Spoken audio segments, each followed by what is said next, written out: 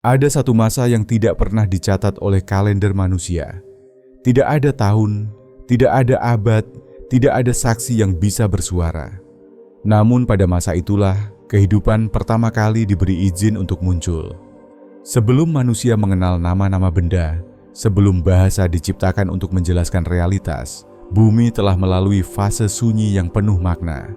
Tanah belum sepenuhnya padat oleh jejak langkah, langit masih menyimpan rahasia, dan kehidupan belum menampakkan wujudnya secara utuh. Inilah fase awal kehidupan setelah bumi diciptakan, sebuah fase yang jarang dibicarakan, namun menentukan segalanya. Pertanyaannya bukan sekadar kapan kehidupan dimulai. Pertanyaan yang jauh lebih dalam adalah, mengapa kehidupan dimulai dengan cara seperti itu? Di balik lapisan sejarah resmi, tersembunyi kisah yang disampaikan melalui simbol, perumpamaan, dan isyarat halus dalam naskah-naskah kuno.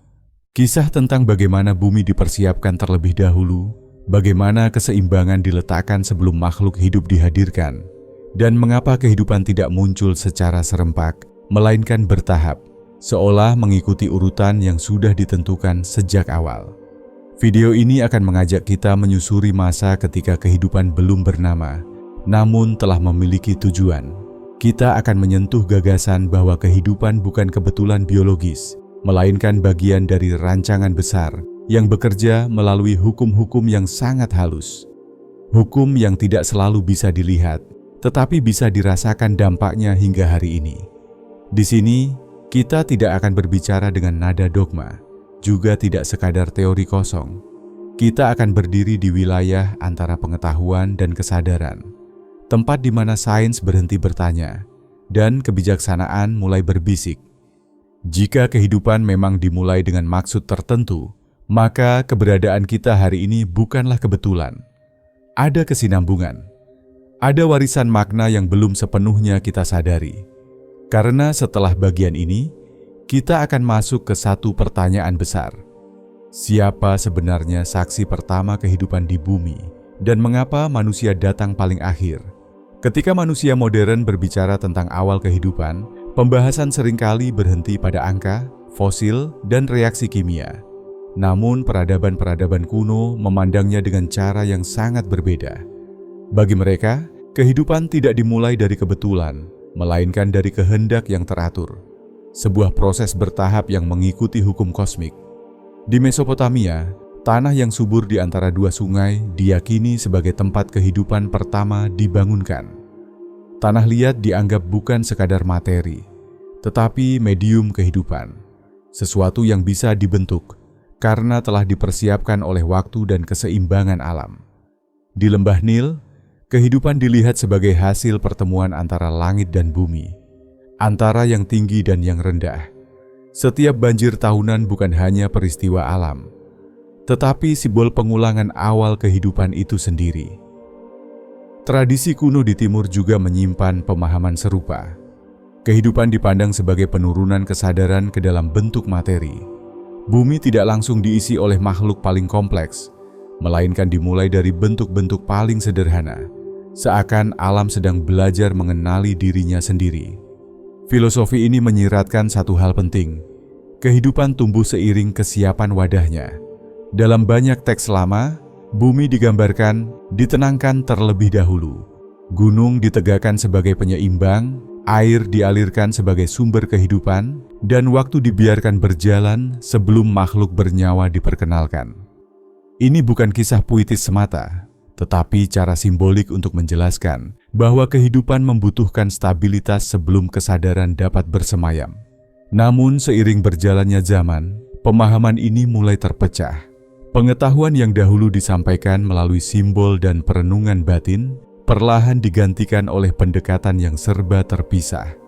Kehidupan dipelajari, tetapi maknanya ditinggalkan. Asal-usul dibahas, tetapi tujuan dilupakan. Inilah mengapa kisah awal kehidupan sering terasa hampa, karena ia dipisahkan dari dimensi kebijaksanaan. Disinilah banyak orang keliru memahami masa awal kehidupan di bumi. Mereka mengira manusia adalah pusat cerita sejak awal, padahal manusia justru hadir paling akhir. Peradaban kuno memahami hal ini sebagai isyarat. Manusia bukan pemilik bumi, melainkan penjaga yang datang setelah sistemnya lengkap. Sebelum kita lanjut lebih dalam, saya ingin mengajak kamu yang sedang menonton untuk ikut berinteraksi. Tulis di kolom komentar, video ini sudah sampai ke kota mana tempat kamu menonton. Dan jika sejauh ini pembahasan ini terasa membuka cara pandang baru, jangan ragu untuk menekan like, berlangganan, dan membagikan video ini agar semakin banyak orang bisa ikut menyelami pengetahuan yang jarang dibicarakan. Karena setelah bagian ini, kita akan mulai membedah lapisan pertama dari misteri tersebut. Mengapa kehidupan dimulai dari yang paling sederhana? Dan apa hubungannya dengan kesadaran manusia hari ini? Setelah bumi berada dalam keadaan seimbang, kehidupan tidak serta-merta muncul dalam bentuk yang kompleks. Tidak ada lonjakan instan menuju makhluk berakal. Sebaliknya, kehidupan hadir secara perlahan, bertahap, dan penuh ketertiban, seolah mengikuti irama yang hanya bisa dipahami oleh hukum penciptaan itu sendiri. Tahap pertama kehidupan ditandai oleh bentuk-bentuk yang nyaris tak disadari keberadaannya. Mikroorganisme, tumbuhan awal, dan struktur hidup sederhana menjadi fondasi utama. Namun dalam pandangan kebijaksanaan kuno, ini bukan sekadar tahap biologis, melainkan fase penanaman kesadaran dasar. Kehidupan belajar untuk bertahan, menyerap, dan menyesuaikan diri dengan bumi sebagai rumahnya. Bumi pada fase ini dapat diibaratkan seperti rahim kosmik. Ia belum melahirkan makhluk yang mampu berpikir, tetapi sedang menyiapkan lingkungan yang aman. Air menjadi medium utama, tanah menjadi penopang, dan cahaya menjadi penentu ritme. Semua bergerak dalam keseimbangan yang nyaris sempurna. Tidak ada yang berlebihan, tidak ada yang terburu-buru. Dalam simbolisme kuno, air selalu dikaitkan dengan kehidupan awal. Bukan tanpa alasan, air adalah bentuk materi yang paling responsif terhadap perubahan, paling mudah menerima, dan paling lentur. Ini mengajarkan satu prinsip mendasar. Kehidupan hanya bisa tumbuh dalam keadaan menerima, bukan melawan. Prinsip ini nantinya akan sangat relevan bagi manusia. Seiring waktu berjalan, kehidupan mulai menunjukkan pola. Dari yang statis menjadi bergerak, dari yang pasif menjadi reaktif. Setiap perubahan bukan lompatan acak, melainkan kelanjutan dari tahap sebelumnya. Inilah hukum kesinambungan, bahwa tidak ada kesadaran yang muncul tanpa fondasi yang cukup kuat. Namun ada satu hal yang sering terlewatkan. Pada tahap ini, kehidupan belum memiliki pilihan. Ia mengikuti hukum alam sepenuhnya. Tidak ada keinginan, tidak ada konflik batin. Kehidupan berjalan lurus sesuai fungsi.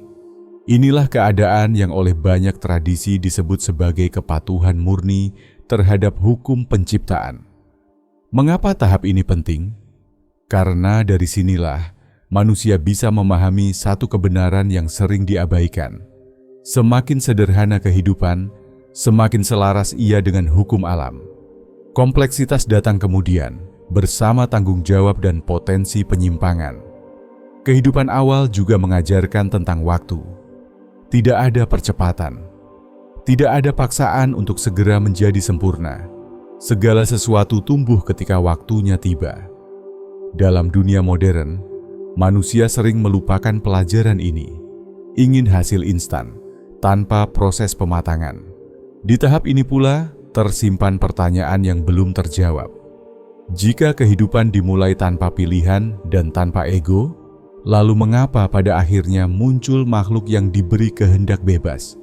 Apakah ini sebuah peningkatan atau justru ujian? Pertanyaan itu belum akan kita jawab sekarang. Karena pada bagian berikutnya, kita akan masuk ke wilayah yang lebih dalam. Tempat kehidupan mulai bersentuhan dengan kesadaran, dan paradoks besar manusia mulai terbentuk. Pada satu titik yang sangat menentukan, kehidupan tidak lagi sekadar bertahan. Ia mulai merasakan, bukan dalam arti emosi seperti manusia, tetapi dalam bentuk kesadaran awal. Kesadaran akan lingkungan, ancaman, dan keberlanjutan. Inilah fase ketika kehidupan perlahan mendekati sesuatu yang jauh lebih dalam daripada sekadar hidup, kesadaran diri. Makhluk hidup mulai dibekali kemampuan memilih secara terbatas, bergerak menuju sumber makanan, menjauh dari bahaya, dan mempertahankan eksistensi. Dalam kebijaksanaan lama, fase ini dipandang sebagai gerbang, bukan menuju kesempurnaan, tetapi menuju ujian. Karena setiap tambahan kemampuan selalu membawa konsekuensi. Disinilah paradoks pertama kehidupan muncul.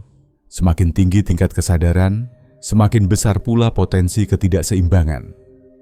Makhluk hidup tidak lagi sepenuhnya tunduk secara pasif pada hukum alam. Mereka mulai berinteraksi dengannya. Dan dari interaksi inilah, konflik pertama lahir, bukan konflik moral, tetapi konflik antara dorongan bertahan dan keterbatasan lingkungan. Banyak mitos kuno menggambarkan fase ini melalui simbol hewan-hewan tertentu. Bukan untuk disembah, melainkan sebagai cerminan sifat.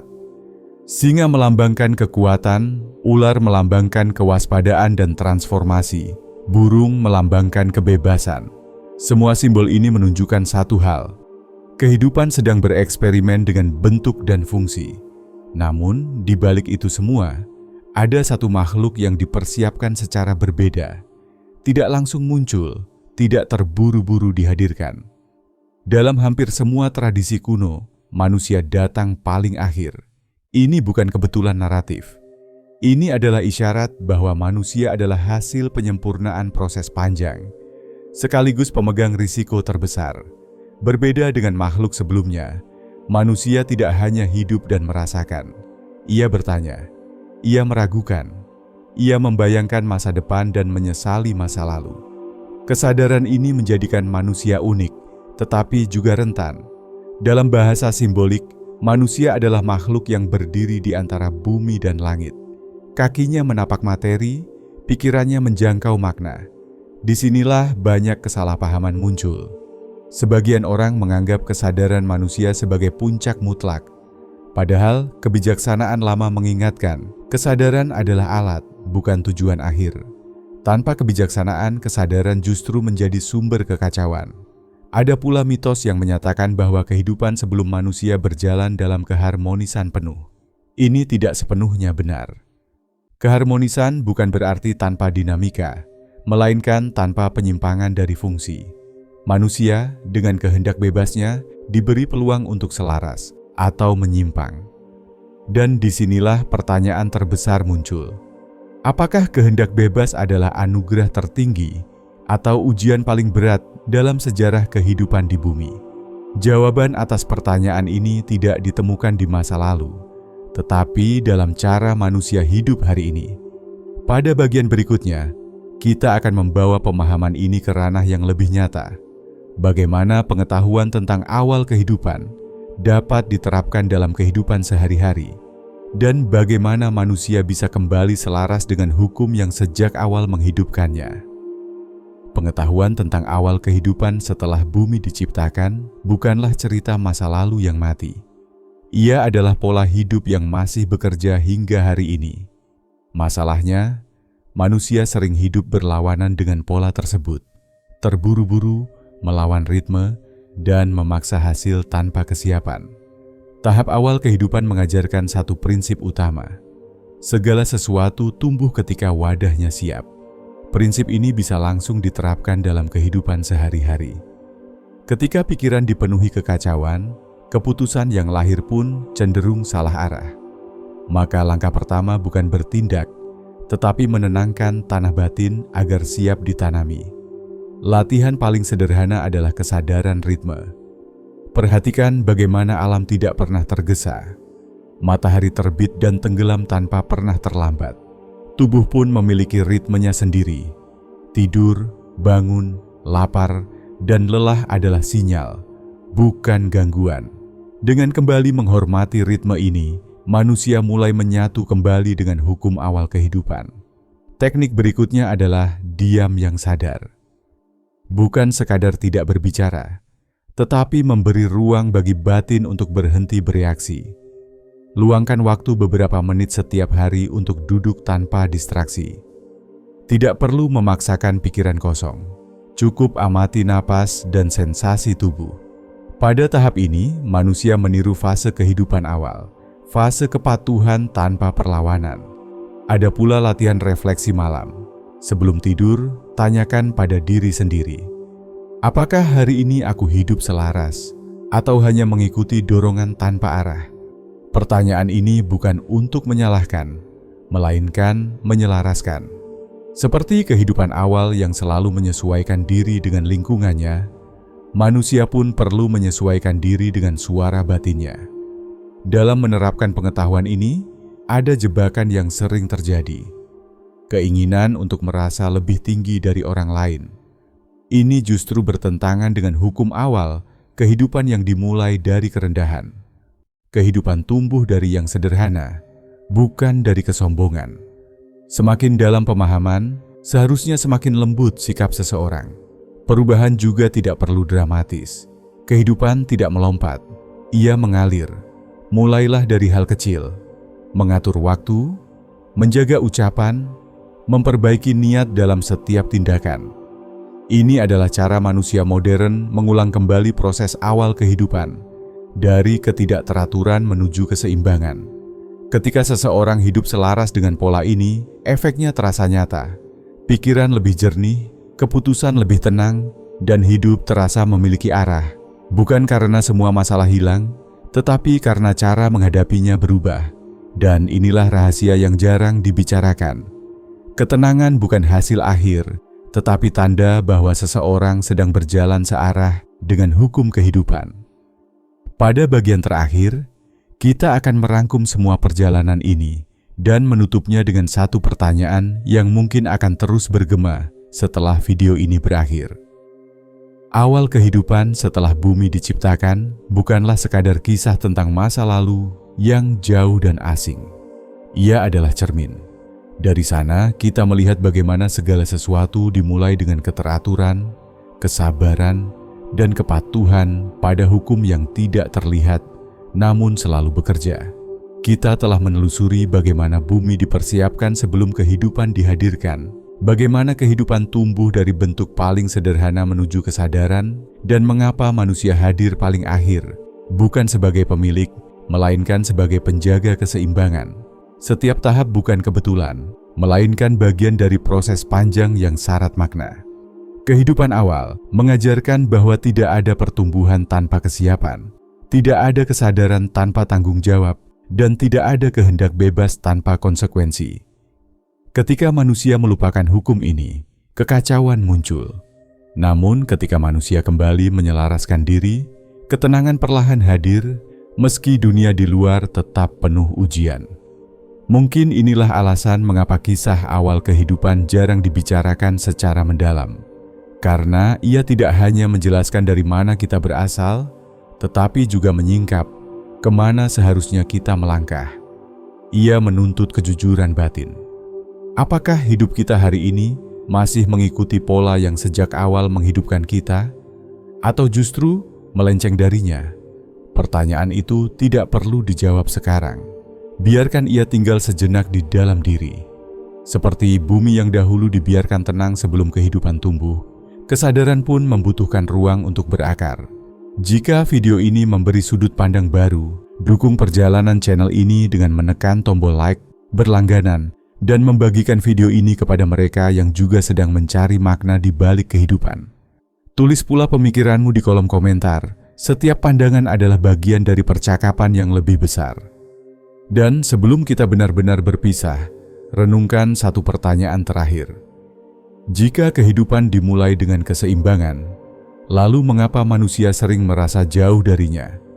Sampai di sini perjalanan ini berhenti. Namun pencarian makna baru saja dimulai.